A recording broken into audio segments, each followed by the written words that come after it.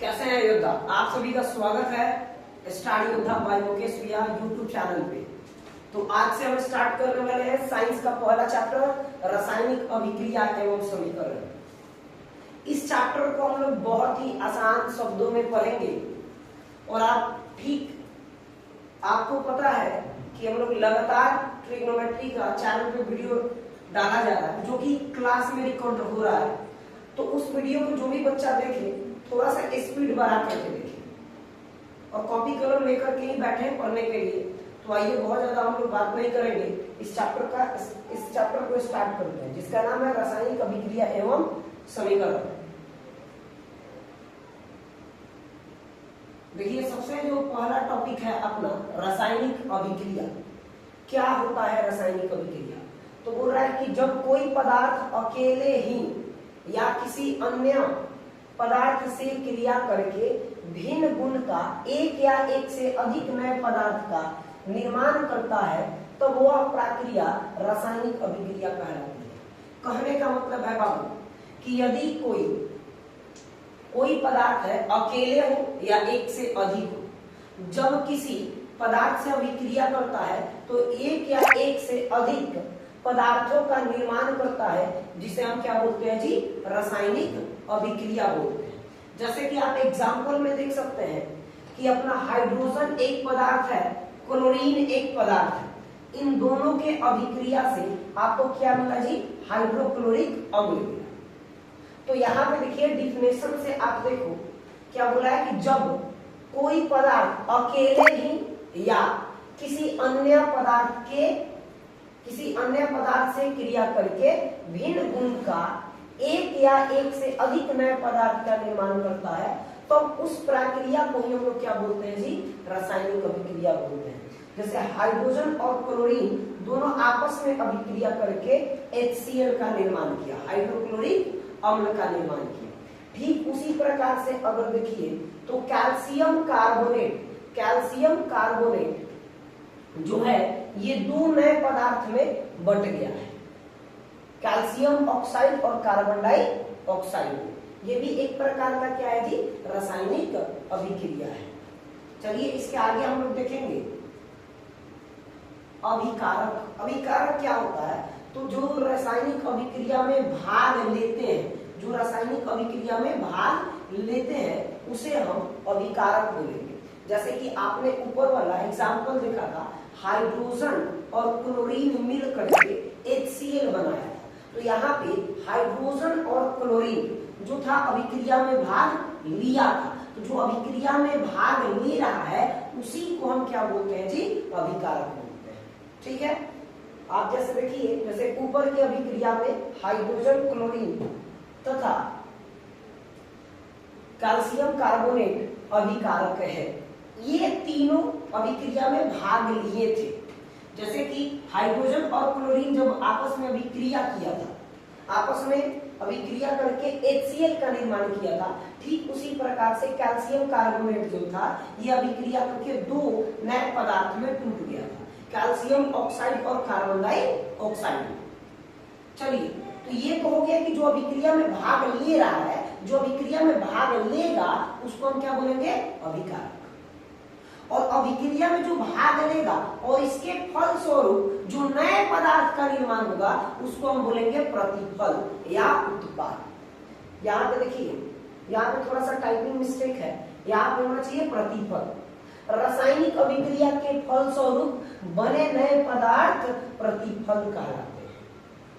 रासायनिक अभिक्रिया के फलस्वरूप जो रासायनिक अभिक्रिया हो रहा है उसके फलस्वरूप जो नए पदार्थ बन रहे हैं, जैसे हाइड्रोजन और क्लोरीन आपस में अभिक्रिया किया और अभिक्रिया करने के फलस्वरूप आपको मिला है HCl, हाइड्रोक्लोरिक अम्ल। तो ये क्या होगा जी? अभिक्रिया के फलस्वरूप जो नए पदार्थ मिले हैं इसी को हम क्या बोलते हैं जी?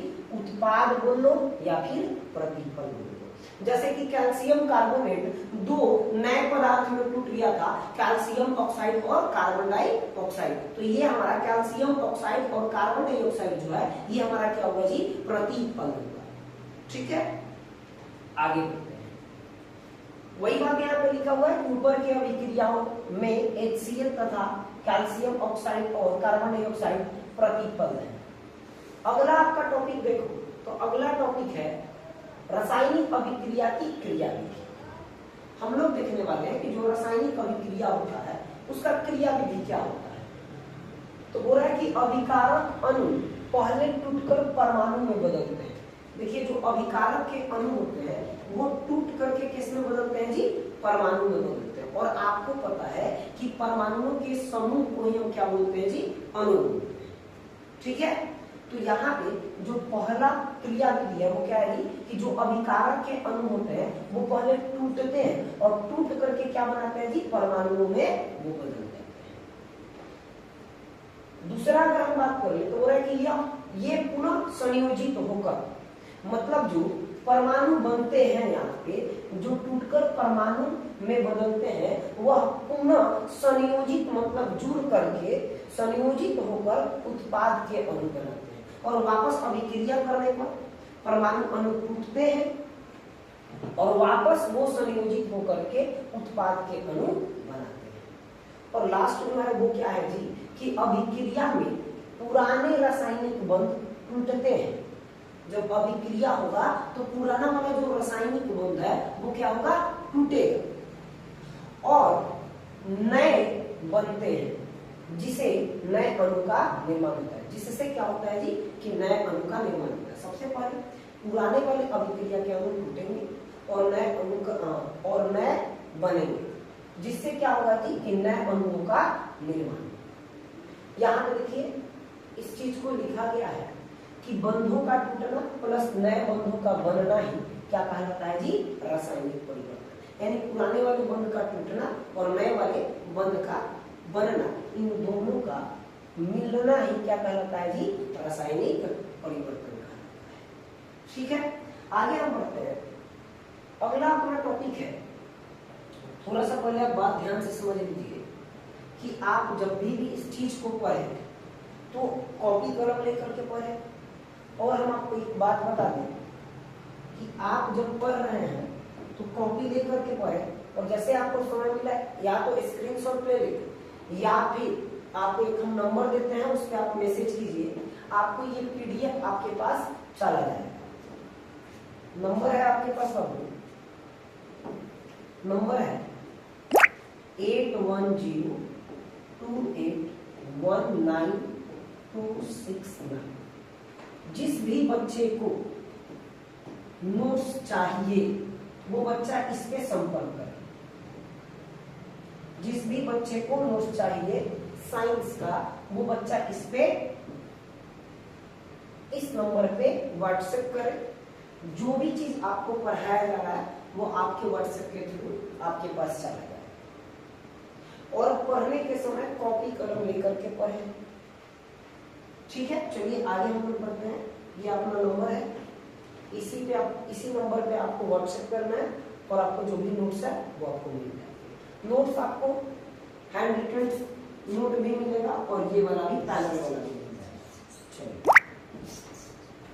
अगला अगर हम बात कर ले अगला टॉपिक का तो वह है कि रासायनिक अभिक्रियाओं की विशेषताएं क्या होती है। जो रासायनिक अभिक्रिया होती है उसकी विशेषता क्या होता है। जब रासायनिक अभिक्रिया होगा तो उसकी विशेषता क्या होगा, क्या क्या होगा रासायनिक अभिक्रिया में। तो देखिए सबसे पहला है गैस की उत्पत्ति होगा। जब रासायनिक अभिक्रिया होगा तो उसमें गैस क्या होगा जी, उत्पन्न होगा। सबसे पहला क्या है विशेषता कि जब भी रासायनिक अभिक्रिया होगा तो उसमें क्या होगा जी, गैस उत्पन्न होगा। और कुछ रासायनिक अभिक्रियाओं में गैस बनती है। जैसे रासायनिक अभिक्रिया होगा तो उसके फलस्वरूप गैस का निर्माण होगा। पहला विशेषता है। जैसे कि अगर आप देख लो कैल्शियम कार्बोनेट को जब हाइड्रोक्लोरिक अम्ल के साथ अभिक्रिया कराया जाता है तो कैल्शियम क्लोराइड प्लस जल H2O के साथ कार्बन डाइऑक्साइड बनता है और कार्बन डाइऑक्साइड एक अपना गैस है। ठीक है बाबू, वही बोल रहा है कि जब रासायनिक अभिक्रिया के फलस्वरूप क्या होता है जी, गैस का निर्माण होता है। पहला विशेषता यहाँ पे देखो जब जिंक जो है ये हाइड्रोक्लोरिक अम्ल के साथ अभिक्रिया करेगा तो जिंक क्लोराइड के साथ साथ ये हाइड्रोजन गैस का निर्माण करेगा। ओके, आगे बढ़ते हैं। दूसरा दूसरा विशेषता क्या है जी, अवच्छेद का बल। जब रासायनिक अभिक्रिया होगा तो अवच्छेद का निर्माण। देखिए बोल रहा है क्या, अवच्छेद एक ठोस पदार्थ है। अवच्छेद क्या होता है, एग्जाम में पूछ सकता है कि अवच्छेद क्या है। तो अवच्छेद क्या है जी, तो अवच्छेद एक ठोस पदार्थ है जो रासायनिक अभिक्रिया के फलस्वरूप विलयन में से अलग हो जाता है।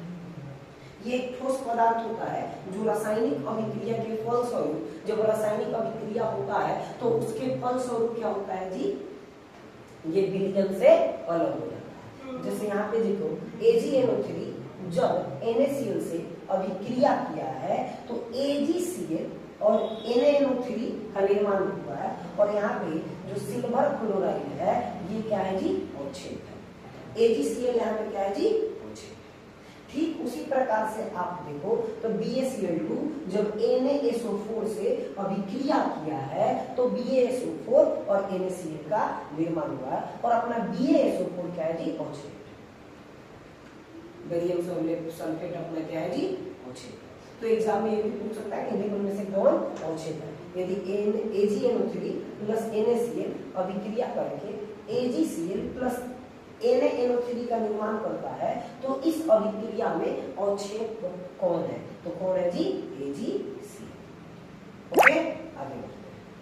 ठीक उसी प्रकार से यहाँ पे पूछ सकता है, तो जब BaCl2 जब NaSO4 से अभिक्रिया करता है तो BaSO4 और NaCl का निर्माण होता है, लेकिन इस अभिक्रिया में अवच्छेद कौन है जी, तो BaSO4।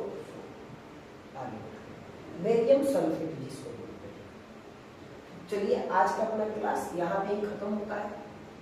हम आशा करते हैं कि आपको बहुत ही बढ़िया से समझ में आया होगा, और हम लोग नेक्स्ट इस टॉपिक के बाद हम लोग कल पढ़ने वाले हैं। चलिए ओके बाय, थैंक यू। यदि आपको वीडियो पसंद आया हो तो प्लीज चैनल को सब्सक्राइब जरूर करें। Thank you.